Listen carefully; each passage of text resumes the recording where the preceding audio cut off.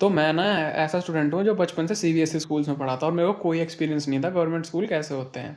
और 10th class तक मैं सीबीएसई स्कूल में पढ़ा था और 11th से मेरा एडमिशन हो गया गवर्नमेंट स्कूल में। और मुझे नहीं पता था कि गवर्नमेंट स्कूल में आने के बाद मेरे एक्सपीरियंस इतने खतरनाक होंगे। अभी बताता हूँ कैसा स्कूल था क्या था। तो मैं गवर्नमेंट स्कूल में गया इसलिए था क्योंकि मैं स्कूल जाना नहीं चाहता था, मैं घर से पढ़ाई करना चाहता था क्योंकि मैं साइड बाय साइड दूसरे काम कर रहा था अपनी अर्निंग के लिए। तो 11th के फाइनल एग्ज़ाम देने में गया और मैं बहुत ज़्यादा डरा हुआ था, बहुत ज़्यादा, क्योंकि पूरे साल में एक भी दिन मैं स्कूल नहीं गया था, मैं डायरेक्ट फाइनल एग्ज़ाम देने जा रहा था। और मतलब बस क्या बताऊँ मेरी कितनी बुरी हालत थी। मैं अच्छे से पढ़ के भी नहीं गया था और मेरे को लग रहा था कि मैं तो फेल होऊंगा। मैं बस यही मान रहा था कि मैं फेल होऊंगा। उसके बाद मैं स्कूल के अंदर गया तो मेरे कुछ जानने वाले थे जो उस स्कूल में पढ़ते थे, गवर्नमेंट स्कूल में मेरे गांव के कुछ जानने वाले थे। और वो स्कूल भी मेरे गांव के पास ही था। तो मैं वहाँ पे गए तो उन्होंने टीचर से इंट्रोडक्शन करवाया कि ये टीचर हैं तुम्हारे और ये मतलब वो रोल नंबर देंगे। तो उन्होंने दिया रोल नंबर का, थोड़ा बहुत पूछा कि क्यों नहीं आया, मैंने बहाना बना दिया कि फैमिली में प्रॉब्लम थी तो मैं दूर रहता था अपने मामा के यहाँ पे, मैंने ये झूठ बोल दिया। और फिर असेंबली हुई। सबसे पहली बात तो हमारा जो एग्ज़ाम था ना वो 10 बजे से था और असेंबली 10 बजे शुरू हुई है। वहाँ पे प्रेयर चल रही है 10 बजे। मैंने कहा यार यहाँ पे 10 बजे से एग्ज़ाम है, ये 10 बजे प्रेयर करा रहे हैं तो एग्ज़ाम कब होगा, मैं अंदर ही अंदर ये सोच रहा। अब भाई कब होगा कब होगा कब होगा। अरे होता नहीं। उसके बाद बहुत देर तक चला प्रेयर और फिर क्लास बता दी गई, क्लास में टीचर नहीं आ रहे। भाई अलग ही नशे हैं यार, क्लास में टीचर नहीं आ रहे हैं। मैं ये सोच रहा हूँ क्लास में टीचर क्यों नहीं आ रहे। उसके बाद मैंने आसपास के बच्चों से पूछा तो वो कहते हैं यार यहाँ पे तो ऐसे ही लेट काम चलता है। मैंने कहा ठीक है। उसके बाद मैंने पूछा भाई देख लेट एग्जाम शुरू कर रहे हैं तो लेट एग्जाम खत्म भी करवाएंगे ना ये, वरना ऐसे तो हमारा स्कोर बेकार आएगा, हमें ठीक से एग्जाम देने का टाइम नहीं देंगे। तो वो कहता है भाई यहाँ पे पेपर इतना लंबा नहीं चलता, अभी तो देखेगा तुझे पता चल जाएगा। फिर मैंने बता, वो मेरे बात करने के तरीके समझ गए थे कि ये तो सीबीएसई वाला है। तो उन्होंने बताया ज़्यादा स्ट्रेस मत ले, आराम से पास होएगा। तो मैं फिर बैठा क्लास में।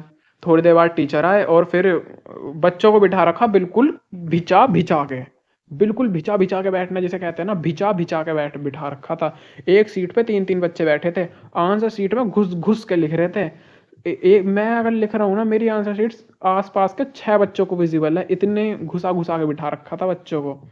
और भाई चीटिंग चल रही है खुलेआम। टीचर ने क्वेश्चन पेपर बांटे, क्वेश्चन पेपर बांट के वो बाहर घूमने चला गया अपने ऐसी टाइम पास में, बच्चे कर रहे हैं मस्त चीटिंग, मस्त टीपा टीपी, मस्त टीपा टीपी चल रही है और कोई कुछ कहता भी नहीं।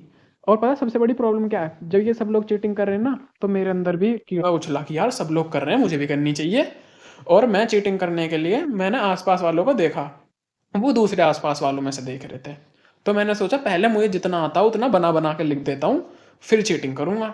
मैं बना बना के लिख रहा और मैंने देखा अबे भाई बच्चे मेरे में से चीटिंग कर रहे हैं। अबे मुझे कुछ आता भी नहीं है यार, मुझे सिलेबस नहीं पता, मैं क्या लिख रहा हूँ मुझे खुद नहीं पता, मेरे में से क्यों चीटिंग कर रहे हैं ये। और भाई मे एक बच्चा चीटिंग करे तो वो आता है, कई सारे बच्चे मेरे में से चीटिंग कर रहे थे। धीरे धीरे पूरी क्लास मेरे में से चीटिंग करने लग गई। अगले एग्जाम में जब मैं गया ना तो मेरे पास बैठने को बच्चे लड़ रहे थे कि इसके पास मैं बैठूंगा। वो लोग ये सोच रहे कि मैं सीबीएसई से आया हूँ तो मैं बहुत इंटेलिजेंट हूँ। अबे भाई मैं तो खुद जैसे तैसे करके आ रहा हूँ।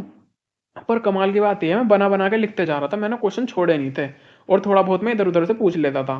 तो भाई जैसे तैसे करके मैंने पेपर दिए हैं और मैं जो इतना स्ट्रेस ले रहा था ना कुछ भी नहीं हुआ, कुछ भी नहीं। और अभी ना स्कूल में एक और इंसिडेंट हुआ, मैं फिर 11th क्लास करने के बाद ना मैं फिर दोबारा स्कूल नहीं आया 12th क्लास में पूरी।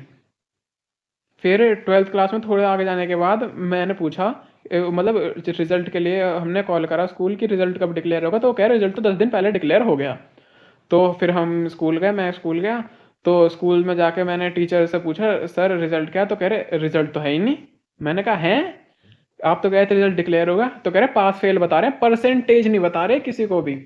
मैं सोच रहा था अगर मेरी बेकार परसेंटेज आई तो अपने घर में बताऊंगा कैसे कि मेरी बेकार परसेंटेज आई है। लेकिन स्कूल वाले तो अलग ही मौज में है, ये परसेंटेज बता ही नहीं रहे, ये बस पास फेल बता रहे हैं।